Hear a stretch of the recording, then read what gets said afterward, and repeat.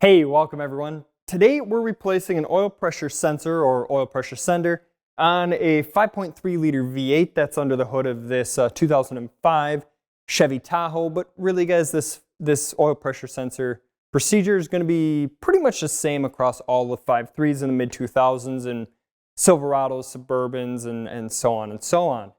Now this job itself really isn't too difficult. It should take you probably less than an hour to complete. It's always nice if the engine's nice and cool when you start it. But other than that, you need a ratchet with an extension. A torque wrench is always a good idea to make sure you get the sensor installed at the proper torque.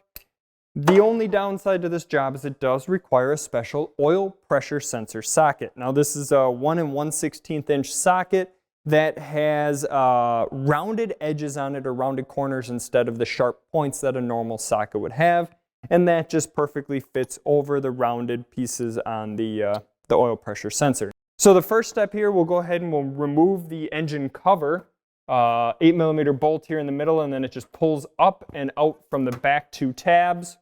This will give us access easier to the back side of the intake manifold. I like to tackle this from the driver's side of the vehicle. It's down against the firewall. It's kind of tricky to get to, but you start feeling around in there. You unplug the connector off the top of the sensor and go ahead and install the socket and begin to remove the oil pressure sensor.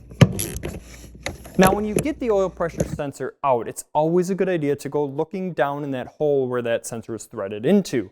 Some of these vehicles had a small screen, or maybe you could call it a filter, that was in there that would actually get plugged up and kind of full of sludge, and it wouldn't allow oil pressure to pass through it and get to the sensor. Now, if you're dealing with a low pressure concern on your gauge, this could be what your problem was in the first place.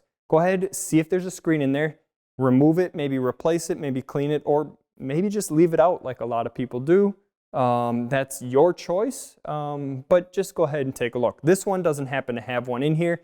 This vehicle here is getting the oil pressure sensor because the gauge was stuck high anyway. So when we go ahead and install the sensor now, make sure that the new sensor does have the Loctite on it as well as the crushed washer on there. We'll go ahead and get this thing threaded in, tightening it down, and then finally torquing it down to 22 foot-pounds. You want to make sure that you don't over torque this tiny little aluminum sensor. The last thing that you want to do is break it off in the engine, okay? Then you'll have to drill it out or extract it somehow. That just is going to be a really, really bad day. 22 foot-pounds on there, plug the sensor back in, and then fire the truck up and make sure the oil pressure is now looking normal on the gauge. Now at this point, I always like to do a quick verification, make sure that the oil pressure sensor is not leaking back there.